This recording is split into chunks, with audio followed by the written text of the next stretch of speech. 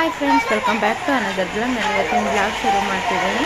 ಇದು ಬಂದುಬಿಟ್ಟು ಅಪ್ಪ ಅಮ್ಮ ಊರಿಗೆ ಹೋಗೋ ಬ್ಲಾಗ್ ಇರುತ್ತೆ. ಅದ್ರ ಜೊತೆಗೆ ನಾನು ದೇವ್ರದ್ದು ಕಳಶನೆಲ್ಲ ತೆಗೆದುಬಿಟ್ಟು ಜೊತೆಗೆ ಮಾರ್ಕೆಟ್ಗೆ ಹೋಗಿ ಬಂದಿದ್ದು. ನಾನು ಯಾವ್ದು ವೀಡಿಯೋನೂ ಅಪ್ಲೋಡ್ ಮಾಡೋಕ್ಕಾಗಿರಲಿಲ್ಲ. ಅದರಿಂದ ಇದೇ ವಿಡಿಯೋದಲ್ಲಿ ನನ್ನ ಹಬ್ಬಕ್ಕೆ ಏನು ಗೋಲ್ಡ್ ತೊಗೊಂಡೆ, ಹಾಗೆ ಸ್ಯಾರಿ ಯಾವ್ದು ತೊಗೊಂಡೆ ಅಂತ ಇರುತ್ತೆ. ಸ್ಯಾರಿ ಆಲ್ರೆಡಿ ಎಲ್ಲರೂ ನೋಡಿರ್ತೀರ. ಏನು ಗೋಲ್ಡ್ ತೊಗೊಂಡೆ ಅಂತ ನಾನು ನಿಮಗೆ ಶೇರ್ ಮಾಡಿಲ್ಲ. ಆದ್ದರಿಂದ ಈ ವಿಡಿಯೋದಲ್ಲೇ ಎಲ್ಲನೂ ಒಂದೊಂದು ಸ್ವಲ್ಪ ಶೇರ್ ಮಾಡ್ತೀನಿ. ಯಾಕಂದರೆ ಹಬ್ಬ ಮಾಡಿ ಎಲ್ಲರಿಗೂ ಸುಸ್ತಾಗಿರುತ್ತೆ, ವಿಡಿಯೋ ಮಾಡ್ಕೊಳಕ್ಕಾಗಿರಲಿಲ್ಲ. ಆದ್ದರಿಂದ ಅದಾದಮೇಲೆ ರಕ್ಷಾಬಂಧನದು ನನ್ನ ಮಗನಿಗೆ ರಾಖಿ ಕಟ್ಟಿದ್ಲು. ಅದೊಂದು ಚಿಕ್ಕ ಕ್ಲಿಪ್ಪಿಂಗ್ ತೊಗೊಂಡಿದ್ದೆ, ಅದನ್ನು ನಿಮ್ಮ ಜೊತೆ ಶೇರ್ ಮಾಡಿದ್ದೀನಿ. ನನ್ನ ಮಗಳು ಬಂದುಬಿಟ್ಟು ಪ್ರತಿ ವರ್ಷವೂ ಹೆಣ್ಮಕ್ಳು ಚಿಕ್ಕವರಿಂದ ಒಂದು ಮದುವೆ ಆಗೋ ಏಜ್ ಬರೋವರೆಗೂ ಅಣ್ಣ ತಮ್ಮಗಳಿಗೆ ರಾಖಿ ಕಟ್ಟೋದು, ಮನೇಲೇ ಇರ್ತಾರೆ, ಆರಾಮಾಗಿ ಕಟ್ತಾರೆ. ಅದೊಂದು ಬಾಂಡಿಂಗ್ ಇರುತ್ತೆ. ನಮಗೆ ಇವಾಗ ನೋಡಿ ಮದುವೆ ದೂರ ಊರಲ್ಲಿ ಇರ್ತೀವಿ, ನಮಗೆ ಹೋಗಿ ರಾಖಿ ಕಟ್ಟೋಕ್ಕೂ ಆಗ್ತಿರಲ್ಲ. ನನಗಂತೂ ಇದು ಪ್ರತಿ ವರ್ಷವೂ ಮಿಸ್ ಆಗ್ತಾನೆ ಇರುತ್ತೆ ರಾಖಿ ಹಬ್ಬ. ರಾಖಿ ತಂದು ಇಟ್ಕೊಂಡಿರ್ತೀನಿ, ಆದರೆ ಯಾವಾಗೋ ಹೋಗಿ ಊರಿಗೆ ಹೋದಾಗ ಕಟ್ಟೋ ಥರ ಆಗುತ್ತೆ. ನಿಮಗೆಲ್ಲ ಯಾರಿಗೆಲ್ಲ ರಾಖಿ ಕಟ್ಟೋಕ್ಕಾಗಲ್ಲ ಅಂತ ಅಂದ್ಬಿಟ್ಟು ಕಮೆಂಟ್ ಬಾಕ್ಸಲ್ಲಿ ತಿಳಿಸಿ.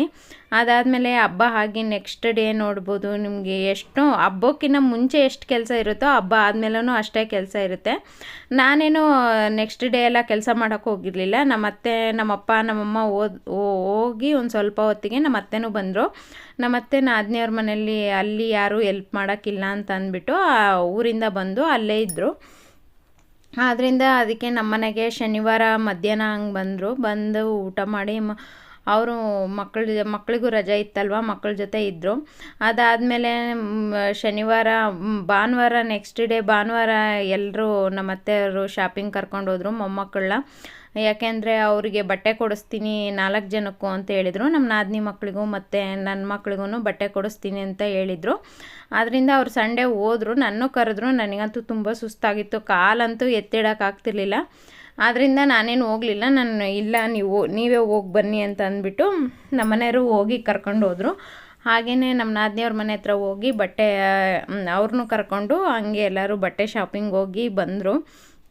ಆಮೇಲೆ ನಮ್ಮ ಅತ್ತೆ ಅಲ್ಲೇ ಉಳ್ಕೊಂಡ್ರು, ಬರಲಿಲ್ಲ, ಅಲ್ಲೇ ಇದ್ದರು. ಊರಿಗೆ ಹೋಗಬೇಕು, 4-5 ದಿನ ಆಗೋಗ್ಬಿಡುತ್ತೆ. ಅದರಿಂದ ನಾನು ಹೋಗ್ತೀನಿ ಅಂತ ಅಂದ್ಬಿಟ್ಟು ಅಲ್ಲೇ ಉಳ್ಕೊಂಡು ಅಲ್ಲಿಂದ ಹಾಗೇ ಹೋದರು. ಅದಾದಮೇಲೆ ನನಗೆ ಕಮೆಂಟ್ ಬಾಕ್ಸಲ್ಲಿ ತಿಳಿಸಿದ್ರಲ್ವ, ನಿಮ್ಮಪ್ಪ ನಿಮ್ಮಮ್ಮ ನಿಮ್ಮ ಮಕ್ಳಿಗೆ ಏನು ತಂದಿದ್ರು ಅಂತ ಅಂದ್ಬಿಟ್ಟು. ನಮ್ಮಪ್ಪ ನಮ್ಮಮ್ಮ ವಿಶೇಷವಾಗಿ ಏನೂ ತಂದಿರಲಿಲ್ಲ. ಅವ್ರಿಗೆ ತಿಂಡಿಗಳು ಏನಿರುತ್ತೋ ಅದು ತಂದರು. ಇನ್ನು ಊರಿಗೆ ಹೋದಂಗೆಲ್ಲ ಬಟ್ಟೆ ಕೊಡಿಸ್ತಾರೆ, ಆಮೇಲೆ ಅವ್ರಿಗೇನು ಬೇಕೋ ಅದನ್ನು ಇದು ಮಾಡ್ತಾರಲ್ವ. ಅದರಿಂದ ಇವಾಗೇನು ಅವರು ಏನು ತಂದಿರಲಿಲ್ಲ. ಅವ್ರಿಗೆ ಬೇರೆ ಹುಷಾರಿರಲಿಲ್ಲ. ನನಗೂ ಬಂದ ತಕ್ಷಣವೇ ಹೇಳಿದರು, ಹೋಗಿ ಸೀರೆ ಬರ್ರಮ್ಮ ಅಂತ ಅಂದ್ಬಿಟ್ಟು. ಅಲ್ಲಿಂದ ನಡ್ಕೊಂಬಂದು ಅವರೇ ಸುಸ್ತಾಗಿದ್ದರು. ಅದು ಬೇರೆ ನಾನಿಲ್ಲಿ ಹಬ್ಬದ ಕೆಲಸದಲ್ಲಿ ಬ್ಯುಸಿಯಾಗಿದ್ದೆ. ಇನ್ನು ಇವಾಗ ಹೋಗಿ ಸೀರೆ ಎಲ್ಲ ತರೋಕ್ಕಾಗಲ್ಲ, ನಾನು ಊರಿಗೆ ಯಾವಾಗ ನೆಕ್ಸ್ಟ್ ಬಂದಾಗ ತೊಗೊಂಬರುವಂತೆ ಬಿಡಪ್ಪ ಅಂತ ಅಂದ್ಬಿಟ್ಟು ನಾವು ಊರಿಗೆ ಹೋದಂಗೆಲ್ಲ ನಮ್ಮಪ್ಪ ಬಟ್ಟೆ ಕೊಡಿಸ್ತಾರೆ. ಆದ್ದರಿಂದ ಇವಾಗೇ ಕೊಡಿಸ್ಬೇಕು ಅಂತ ಏನಿಲ್ಲ. ನಮ್ಮಪ್ಪ ನಮ್ಮಮ್ಮ ಇಲ್ಲಿಗೆ ಬಂದಿಲ್ಲ ಅಷ್ಟೇ, ಆದರೆ ನಾನು ಊರಿಗೆ ಹೋಗ್ತಾನೆ ಇರ್ತೀನಿ. ಯಾಕೆಂದರೆ ಅಲ್ಲಿ ಊರಲ್ಲಿ ಹೊಲ ಇರೋದ್ರಿಂದ ಹೊಲದ ಕೆಲಸ ಎಷ್ಟಿರುತ್ತೆ ಅಂತ ರೈತರಿಗೆ ಗೊತ್ತಿರುತ್ತೆ. ಬಿಟ್ಟು ಬರೋಕ್ಕಾಗಲ್ಲ. ಅದರಿಂದ ಅವ್ರು ಶನಿವಾರನೇ ಹೊರಟರು. ಊರಲ್ಲಿ ತುಂಬ ಮಳೆ ಅಂತ ಹೇಳ್ತಾ ಇದ್ರು. ಅದರಿಂದ ಇಲ್ಲಮ್ಮ ಮಳೆ ಅಂತೆ, ಈರುಳ್ಳಿ ಎಲ್ಲ ಏನಾಯ್ತೋ ಏನೋ ಅಂತ ಅಂದ್ಬಿಟ್ಟು ಅವರು ಬೇಗನೆ ಹೊರಟರು ಅಂತಲೇ ಹೇಳ್ಬೋದು. ಅವರಿಗೆ ಸಮಾಧಾನನೇ ಇರಲ್ಲ. ಇಲ್ಲಿಗೆ ಬಂದುಬಿಟ್ರೆ ಎಷ್ಟೊತ್ತಿಗೆ ಹೊಲಕ್ಕೆ ಹೋಗ್ತೀವಿ, ಹೊಲ ನೋಡ್ತೀವಿ, ನೀರು ನಿಂತಿದ್ದಾವೋ ಏನೋ ಅದೇ ಟೆನ್ಷನ್ನಲ್ಲೇ ಇದ್ದರು. ಹಗಲೆಲ್ಲ ಊರಿಗೆ ಫೋನ್ ಮಾಡ್ತಾನೆ ಇದ್ದರು. ಆದ್ದರಿಂದ ಸರಿ ನೀವು ಹೋಗ್ರಿ ಅಂತ ಅಂದ್ಬಿಟ್ಟು ನಾನು ಬಲವಂತ ಮಾಡಲಿಲ್ಲ, ಇರ್ರಿ ಅಂತ ಅಂದ್ಬಿಟ್ಟು. ಇದು ಆದಮೇಲೆ ಹಬ್ಬದ ಕೆಲಸ ಅಂತೂ ತುಂಬ ಇರುತ್ತಲ್ವ. ಹಬ್ಬಕ್ಕಿಂತ ಮುಂಚೆ ಎಷ್ಟು ಕೆಲಸ ಇರುತ್ತೋ ಹಬ್ಬ ಆದಮೇಲೂ ಅಷ್ಟೇ ಕೆಲಸ ಇರುತ್ತೆ. ಇನ್ನು ಬಟ್ಟೆ ವಾಶ್ಗೆ ಹಾಕಿರೋದು ಅದೆಲ್ಲ ತುಂಬಾ ಬಟ್ಟೆ ಇದ್ವು, ಬೆಡ್ ಸ್ಪ್ರೆಡ್ಡು ಅದೆಲ್ಲ ತುಂಬ ಇತ್ತು. ಅದನ್ನೆಲ್ಲ ತೊಳೆದಾಕ್ಬಿಟ್ಟು ಒಂದು 3-4 ರೌಂಡ್ ಬಟ್ಟೆ ಇತ್ತು, ಅದೆಲ್ಲ ವಾಶ್ಗೆ ಹಾಕಿದ್ದೆ. ಹಾಗೆಯೇ ನಮ್ಮ ಮನೆಯವರು ಇವತ್ತು ರಜಾ ಅಂತ ಅಂದ್ಬಿಟ್ಟು ಮನೇಲಿದ್ದರು. ಅದರಿಂದ ಸರಿ ಅಡುಗೆ ಮಾಡ್ಕೊಂಬಿಡೋಣ ಫಸ್ಟು ಅಂತ ಅಂದ್ಬಿಟ್ಟು ಅವ್ರ ಮನೇಲಿದ್ದರೆ ನಾನು ಅಡುಗೆ ಮಾಡ್ತೀನಿ, ಇಲ್ಲಾಂದರೆ ಏನಿರುತ್ತೋ ಅದನ್ನು ನಾನು ನನ್ನ ಮಗ ಅಡ್ಜಸ್ಟ್ ಮಾಡ್ಕೊಂಡ್ಬಿಡ್ತೀವಿ. ನಮ್ಮ ಮನೆಯವರೇ ನನ್ನ ಮಕ್ಕಳಿಗೆ ಸ್ಕೂಲಿಗೆ ಬಿಟ್ರಲ್ವ, ಇನ್ನೇನು ಮಧ್ಯಾಹ್ನ ಊಟಕ್ಕೆ ನಾನು ಇಲ್ಲಿ ನುಗ್ಗೆಕಾಯಿ ಸಾಂಬಾರು ಮಾಡ್ತಾಯಿದ್ದೀನಿ. ನುಗ್ಗೆಕಾಯಿ ಸಾಂಬಾರು ಅಷ್ಟು ನುಗ್ಗೆಕಾಯಿ ಒಂದೊಂದು ಸರಿ ಅಂತೂ 20 ರೂಪಾಯಿಗೆ ಒಂದು, 30 ರೂಪಾಯಿಗೆ ಒಂದು ಅಂತಿರ್ತಾರೆ. ಇವಾಗ ರೇಟ್ ಕಮ್ಮಿ ಆಗಿದೆ. ನಾನು ಸ್ಕೂಲ್ ಹತ್ರದಿಂದ ಬರುವಾಗ ಅಷ್ಟೇ ನುಗ್ಗೆ ಸೊಪ್ಪಂತೂ ತುಂಬಾ ಬಂದಿತ್ತು. ಆಗ ನುಗ್ಗೆ ಸೊಪ್ಪು ತಂದು ಬಸ್ಸಾರು ಮಾಡೋಣ ಅಂದರೆ ನನ್ನ ಮಗನಿಗೆ ಇಷ್ಟ ಆಗ್ತಿಲ್ಲ ಯಾಕೋ ಬಸ್ಸಾರು. ಅವ್ನು ಬೇಡಮ್ಮ ನನಗೆ ಬಸ್ಸಾರು ಅಂತಾನೆ. ಅದರಿಂದ ಸರಿ ನುಗ್ಗೆಕಾಯಿ ಸಾಂಬಾರೇ ಮಾಡೋಣ ಅಂತ ಅಂದ್ಬಿಟ್ಟು ಮನೆ ಹತ್ರನೇ ಬಂದಿತ್ತು 20 ರೂಪಾಯಿ ಕಟ್ ಅಂತ ತೊಗೊಂಡ್ಬಿಟ್ಟು ಸರಿ ನುಗ್ಗೆಕಾಯಿ ಸಾಂಬಾರೇ ಮಾಡಿಬಿಡೋಣ ಅಂತ ಅಂದ್ಬಿಟ್ಟು ಮಾಡ್ತಾಯಿದ್ದೀನಿ. ಅದಾದಮೇಲೆ ನಮ್ಮ ಮನೆಯವರು ವರಮಹಾಲಕ್ಷ್ಮಿ ಹಬ್ಬಕ್ಕೆ ಹಣ್ಣುಗಳೆಲ್ಲ ಹಾಗೇ ಇತ್ತಲ್ಲ, ಅದರಿಂದ ಇವ್ರು ತಿನ್ನಲ್ಲ ಅಂತ ಅಂದ್ಬಿಟ್ಟು ಎಲ್ಲ ಕಟ್ ಮಾಡಿ ಇಡ್ತಾಯಿದ್ರು. ಅವರು ಹೊರಗಡೆ ಹೋಗಿದ್ರು, ಬಂದುಬಿಟ್ಟು ಎಲ್ಲ ಹಣ್ಣೆಲ್ಲ ಕಟ್ ಮಾಡಿ ಇಟ್ಟರು. ಹಾಗೆಯೇ ಅದೆಲ್ಲ ಆದಮೇಲೆ ನಾನು ಸೀರೆ ಎಸ್ದು ಶಾಪಿಂಗು, ಗೋಲ್ಡ್ ಶಾಪಿಂಗ್ದು ಯಾವುದೇ ವೀಡಿಯೋನೂ ನಾನು ಹಬ್ಬಕ್ಕಿಂತ ಮುಂಚೆ ನಾನು ಶೇರ್ ಮಾಡೋಣ ಅಂದ್ಕೊಂಡೆ, ಆದರೆ ಮಾಡೋಕ್ಕೆ ಆಗಿಲ್ಲ. ಆ ವಿಡಿಯೋನೂ ಹಾಗೇ ಉಳಿದ್ಬಿಟ್ಟಿತ್ತಲ್ವ, ಅದರಿಂದ ಇದೇ ವಿಡಿಯೋದಲ್ಲಿ ಶೇರ್ ಮಾಡೋಣ ಅಂತ ಅಂದ್ಬಿಟ್ಟು ಮಾಡ್ತಾಯಿದ್ದೀನಿ. ಈ ವಿಡಿಯೋ ಏನಾದರೂ ನಿಮಗೆ ಸ್ವಲ್ಪನಾದರೂ ಇಷ್ಟ ಆದರೆ ಪ್ಲೀಸ್ ಲೈಕ್ ಮಾಡಿ, ಶೇರ್ ಮಾಡಿ, ಕಮೆಂಟ್ ಮಾಡಿ. ಹಾಗೆ ಇನ್ನೂ ಯಾರೆಲ್ಲ ನನ್ನ ಚಾನಲ್ಗೆ ಸಬ್ಸ್ಕ್ರೈಬ್ ಮಾಡ್ಕೊಂಡಿಲ್ಲ ಪ್ಲೀಸ್ ಸಬ್ಸ್ಕ್ರೈಬ್ ಮಾಡ್ಕೊಳ್ಳಿ, ಸಪೋರ್ಟ್ ಮಾಡಿ ಅಂತ ಕೇಳ್ಕೊತ ಸಾಂಬಾರಿಗೆಲ್ಲ ರೆಡಿ ಮಾಡಿದೆ. ಈ ಕಡೆ ರೈಸ್ಗೂ ಇಡೋಣ, ಮುದ್ದೆ ಮಾಡೋಣ ಅಂತಂದೆ. ನಮ್ಮ ಮನೆಯವರು ನಾನಿವಾಗ ಮುದ್ದೆ ಮಾಡಲ್ಲ, ರೈಸ್ ಮಾಡಿಬಿಡ್ತೀನಿ ಅಂತ ಅಂದ್ಬಿಟ್ಟು ಈ ಕಡೆ ರೈಸ್ಗೂ ಇಟ್ಬಿಟ್ಟು ಹಾಗೆಯೇ ಅಡುಗೆ ಮನೆ ಕ್ಲೀನ್ ಮಾಡ್ಕೊತಾ ಇದ್ದೀನಿ. ಅಡುಗೆ ಮನೆಯೆಲ್ಲ ಕ್ಲೀನ್ ಮಾಡಿಬಿಟ್ಟು ತುಂಬ ಪಾತ್ರೆ ಇದ್ವು. ಇನ್ನೂ ನಾನು ಪೂಜೆ ಸಾಮಾನು ಏನು ಅವನು ಬೆಳಗ್ಗೆ ಎತ್ತಿಟ್ಟಿಲ್ಲ. ಆದರೆ ಶನಿವಾರ ಆ ಥರ ಎತ್ತಿಡೋಣ ಅಂತ ಅಂದ್ಬಿಟ್ಟು ಸುಮ್ಮನೆ ಆಗಿಬಿಟ್ಟಿದ್ದೀನಿ. ಇವಾಗ ಅಡುಗೆ ಎಲ್ಲ ಮಾಡಿ ಫಸ್ಟ್ ಅವ್ರಿಗೆ ಊಟಕ್ಕೆ ಕೊಟ್ಬಿಟ್ಟು ಆಮೇಲೆ ಮಿಕ್ಕಿರೋ ಕೆಲಸ ಮಾಡ್ಕೊಳ್ಳೋಣ ಅಂತ ಅಂದ್ಬಿಟ್ಟು ಹಾಗೆಯೇ ಕರಿಬೇವು ತೊಗೊಂಡಿದ್ದೆ. ಕರಿಬೇವು ಒಂದು ಸ್ವಲ್ಪ ಎಲ್ಲ ತೊಳೆದ್ಬಿಟ್ಟು ಒಂದು ಬಟ್ಟೆ ಮೇಲೆ ಒಣಗಾಕ್ತಾಯಿದ್ದೀನಿ. ಚಟ್ನಿ ಪುಡಿ ಮಾಡ್ಕೊಳ್ಳೋಣ ಅಂತ ಪ್ಲ್ಯಾನ್ ಮಾಡಿದೆ, ಆದರೆ ಚಟ್ನಿ ಪುಡಿ ಮಾಡೋಕ್ಕೆ ಆಗಲಿಲ್ಲ. ಅದರಿಂದ ಅದನ್ನು ಒಂದು ಸ್ವಲ್ಪ ಡ್ರೈ ಮಾಡಿ ಇಟ್ಬಿಡೋಣ, ಆಮೇಲೆ ಫ್ರೀ ಆದಾಗ ಚಟ್ನಿ ಪುಡಿ ಮಾಡೋಣ ಅಂತ ಅಂದ್ಕೊಂಡೆ. ಇದು ನೆಕ್ಸ್ಟ್ ಡೇ ಮಾರ್ನಿಂಗು ಪಲಾವ್ ಮಾಡಿದ್ದೆ ಡ್ಯೂಟಿಗೆ. ನಮ್ಮ ಮನೆಯವ್ರಿಗೆ ಡ್ಯೂಟಿ ಇತ್ತು ನೆಕ್ಸ್ಟ್ ಡೇ, ಅದರಿಂದ ಸರಿ ಅವರೆಕಾಯಿ ಬಂದಿತ್ತಲ್ವ, ಅವರೆಕಾಯಿ ತೊಗೊಂಡು ಪಲಾವ್ ಮಾಡೋಣ, ತುಂಬ ಚೆನ್ನಾಗಿರುತ್ತೆ. ನನ್ನ ಮಕ್ಕಳಿಗೆ ಆಲ್ರೆಡಿ ನಾನ್ ವೆಜ್ ತಿನ್ನಬೇಕು ಅನ್ನಿಸ್ತಾ ಇದೆ, ಆದ್ದರಿಂದ ಸರಿ ಪಲಾವ್ ಮಾಡಿಬಿಡೋಣ ಅಂತ ಅಂದ್ಬಿಟ್ಟು ಪಲಾವ್ ಮಾಡಿಕೊಂಡೆ. ಬೆಳಗ್ಗೆನೇ ತುಂಬಾ ಚೆನ್ನಾಗಾಗಿತ್ತು, ನೋಡ್ತಿರ್ಬೋದು ಉದ್ರಾಗಿ ತುಂಬ ಚೆನ್ನಾಗಾಗಿತ್ತು ಪಲಾವು. ಅದಾದಮೇಲೆ ಇವಾಗ ನಾನು ಮಾರ್ಕೆಟ್ ವೀಡಿಯೋನ ಶೇರ್ ಮಾಡ್ತಾ ಇದ್ದೀನಿ. ಇದು ಬಂದುಬಿಟ್ಟು ಫಸ್ಟ್ ನಾವು ಇನ್ನೂ ಚಿಕ್ಕಪ್ಪ ನಮ್ಮ ಮನೆಯವ್ರ ಮಗಳು ಬರ್ತೀನಿ ಸೀರೆ ತಗೊಳಕ್ಕೆ, ನಾವು ಬರ್ತೀವಿ ಮಾರ್ಕೆಟ್ಗೆ ಅಂದಿದ್ರಲ್ವ. ಸರಿ ಅವ್ರಿಗೆ ವೆಯ್ಟ್ ಮಾಡ್ಕೊಂಡು ನಾನು ಅಲ್ಲಿ ಸ್ವಲ್ಪ ಪೂಜೆಗೆ ಸ್ವಲ್ಪ ಕಾಮಾಕ್ಷಿ ದೀಪ ತಂದಿದ್ರು ನಮ್ಮ ಮನೆಯವರು ಕೇರಳದಿಂದ. ಸರಿ ಅದಕ್ಕೆ ಪ್ಲೇಟ್ ಬೇಕಾಗಿತ್ತು. ಹಾಗೆಯೇ ಇನ್ನೊಂದು ನಮ್ಮ ಮನೇಲಿ ಆಮ ಇಟ್ಟಿದ್ವಿ, ದೇವ್ರ ಮನೆಗೆ ಒಂದು ಸ್ವಲ್ಪ ತಾಮ್ರದ ಪ್ಲೇಟ್ಸ್ ಬೇಕಾಗಿತ್ತು. ಅದರಿಂದ ಸರಿ ಹೋಗಿ ತೊಗೊಳ್ಳೋಣ ಅಂತ ಅಂದ್ಬಿಟ್ಟು ಅಲ್ಲಿ ಹೋಗಿ ತೊಗೊಂಡು ಬಂದೆ ನಾನು ಒಂದೆರಡು. ಆಮೇಲೆ ಮತ್ತೆ ತಿರ್ಗಿ ಏನೇನೋ ತೊಗೊಬೇಕು ಅಂತ ನನಗೆ ಇತ್ತು. ನಮ್ಮ ಮನೆಯವರು ಬೇಡ ಬಾ ಸಾಕು ಅಂತ ಅಂದ್ಬಿಟ್ಟು ಕರ್ಕೊಂಬಂದ್ಬಿಟ್ರು. ನಿಜವಾಗ್ಲೂ ಒಂದೊಂದು ವಿಗ್ರಹ ಮಾತ್ರ ತುಂಬಾ ಚೆನ್ನಾಗಿದ್ವು. ಅದಾದಮೇಲೆ ನಾವು ಇಲ್ಲಿ ಸೀರೆ ಅಂಗಡಿಗೆ ಬಂದ್ವಿ. ನಾನು ಇದರಲ್ಲಿ ಯೂಟ್ಯೂಬಲ್ಲಿ ನೋಡಿಬಿಟ್ಟು ಮಹಾಲಕ್ಷ್ಮಿ ಸಿಲ್ಕೋ ಏನೋ ಅಂತ ಇದೆ, ಇದು ಹೋಗಿದ್ವಿ. ಆದರೆ ನನಗೆ ಸೀರೆ ಅಷ್ಟೊಂದಾಗಿ ಇಷ್ಟ ಆಗಲಿಲ್ಲ, ಅದರಿಂದ ನಾನು ಬೇಡ ಅಂತ ಅಂದ್ಬಿಟ್ಟು ಅಲ್ಲಿಂದ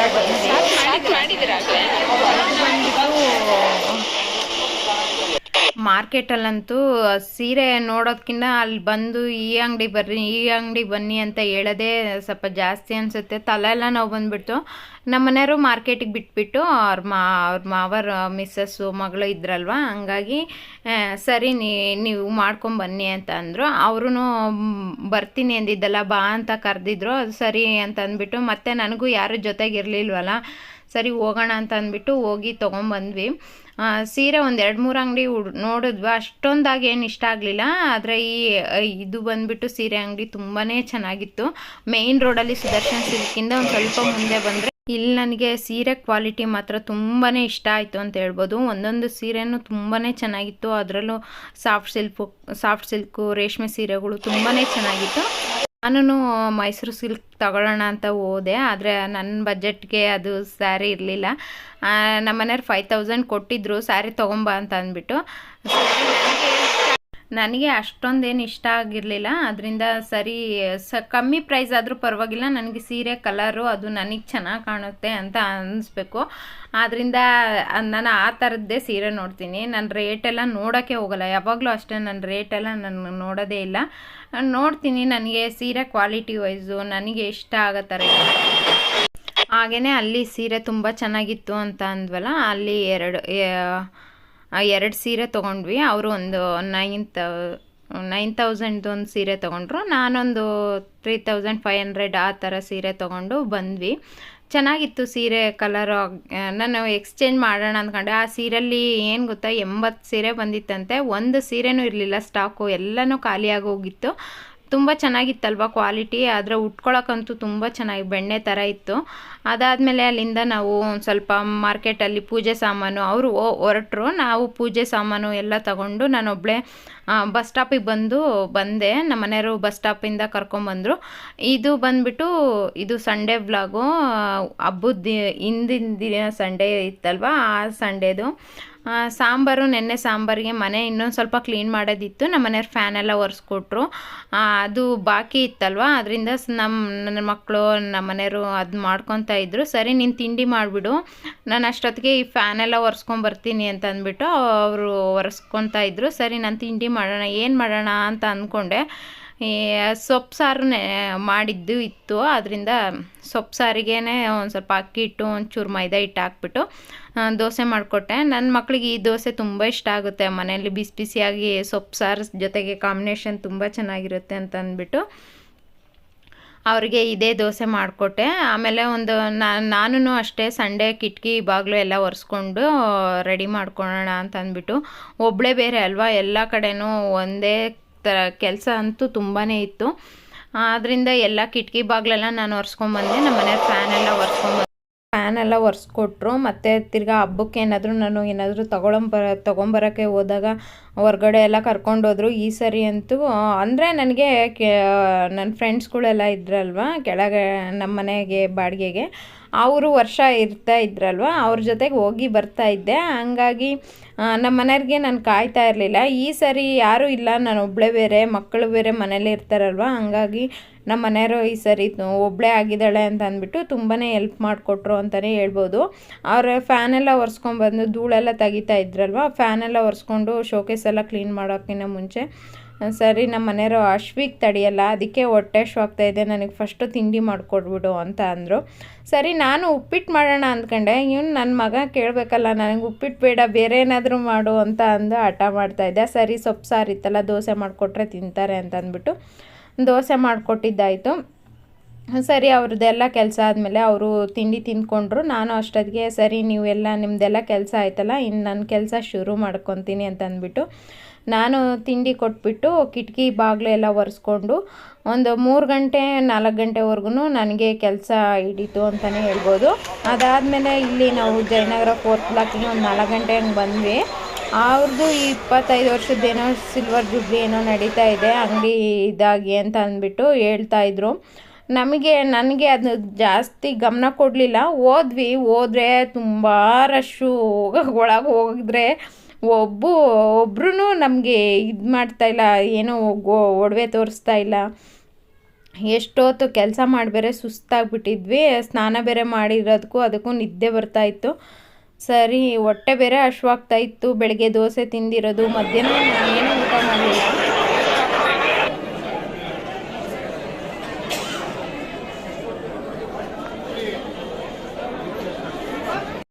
ನೋಡ್ತಾ ಇರ್ಬೋದು ಎಷ್ಟೊಂದು ಜನ ಇದ್ದರು. ಅಲ್ಲಿ ಏನು ತಗೊಳ್ಳೋದು ಏನು ಬಿಡೋದು, ಮತ್ತು ನಮಗೆ ಇದು ಬೇಡ ಬೇರೆ ಡಿಸೈನ್ ತೋರಿಸ್ರಿ ಹೇಳೋಕ್ಕಾಗ್ತಿಲ್ಲ, ಅಷ್ಟು ಜನ ಇದ್ದರು. ನನಗಂತೂ ಗೋಲ್ಡು ಸ್ವಲ್ಪ ರೇಟ್ ಆದರೂ ಪರವಾಗಿಲ್ಲ, ಫ್ರೀಯಾಗಿದ್ದಾಗ ಹೋಗಿ ಯಾಮಾರ್ಬಿಟ್ಟೆ ಅನಿಸ್ತು.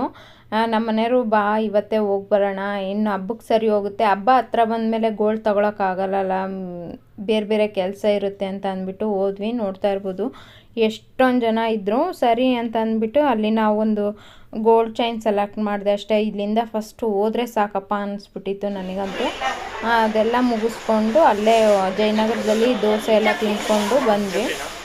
ಸರಿ, ಇವಾಗ ಅಲ್ಲಿ ಗೋಲ್ಡ್ ಶಾಪಿಂಗು ನನಗೆ ಅಷ್ಟಾಗಿ ಅಡ್ಜಸ್ಟ್ ಆಗಲಿಲ್ಲ ಅಂತಲೇ ಹೇಳ್ಬೋದು. ಅದಾದಮೇಲೆ ಸರಿ ನನ್ನ ಮಗ ಚಪ್ಪಲಿ ಕೇಳ್ತಾ ಇದ್ದ, ಅವನಿಗೆ ಡೈಲಿ ಯೂಸ್ ಚಪ್ಪಲಿ ಇರಲಿಲ್ಲ. ಅದು ಬೇರೆ, ಅದಕ್ಕೆ ಜೊತೆಗೆ ನಾನು ಬರ್ತ್ಡೇಗೆ ಲೈಟ್ ಶೂ ಕೊಡಿಸ್ತೀನಿ ಅಂತ ಹೇಳಿದ್ದೆ. ಸರಿ ತೊಗೊಂಬರೋಣ ಬಾ ಅಂತ ಅಂದ್ಬಿಟ್ಟು, ಇನ್ನೇನು ಊಟ ಎಲ್ಲ ಮಾಡಿದ್ವಲ್ಲ, ದೋಸೆ ತಿನ್ಕೊಂಬಂದಿದ್ವಲ್ಲ, ಹಂಗಾಗಿ ಊಟ ಯಾರಿಗೂ ಬೇಡ ಅನ್ನಿಸ್ತಿತ್ತು, ಸುಸ್ತಾಗಿದ್ದರು ಎಲ್ಲರೂ. ಅದಕ್ಕೆ ಲೈಟ್ ಶೂ ನೋಡೋಣ ಅಂತ ಹೋದ್ವಿ, ಆದರೆ ಅಲ್ಲಿ ಇರಲಿಲ್ಲ. ಮತ್ತು ನಾನು ಚಪ್ಪಲಿ ನೋಡೋಣ ಅಂತ ಅಂದೆ, ಅಲ್ಲಿ ಏನು ಅಷ್ಟೊಂದು ಜಾಸ್ತಿ ಕಲೆಕ್ಷನ್ ಇರಲಿಲ್ಲ. ಸರಿ ನನಗೆ ಬೇಡ ಅಂತ ಅಂದ್ಬಿಟ್ಟು ಅವನಿಗೆ ಒಂದು ಜೊತೆ ಶೂ ಕೊಡಿಸ್ಕೊಂಡು, ಹಾಗೆ ಒಂದು ಹ್ಯಾಟ್ ಕೊಡಿಸ್ಕೊಂಡು, ನಾನು ತಂದಿದ್ದಂಥ ಚೈನ್ ಇದು ಹೇಗಿದೆ ಅಂತ ಕಮೆಂಟ್ ಬಾಕ್ಸಲ್ಲಿ ತಿಳಿಸಿ. ಹಾಗೆಯೇ ಈ ಸ್ಯಾರಿ ಬಂದುಬಿಟ್ಟು, ಸ್ಯಾರಿ ನೋಡಿದ್ದೀರಾ, ಆದರೆ ಚೈನು ಹೇಗಿದೆ ಡಿಸೈನು ಅಂತ ಅಂದ್ಬಿಟ್ಟು ಕಮೆಂಟ್ ಬಾಕ್ಸಲ್ಲಿ ತಿಳಿಸಿ ಅಂತ. ಈ ವಿಡಿಯೋ ಎಲ್ಲ ಮಿಕ್ಸ್, ಒಂಥರ ಒಂದು ವಾರದ್ದು ಎಲ್ಲ ಮಿಕ್ಸ್ ಆಗಿದೆ. ಈ ವಿಡಿಯೋ ನಿಮಗೆ ಇಷ್ಟ ಆಗಿದೆ ಅಂದ್ಕೊತೀನಿ. Thank you for watching. Bye bye.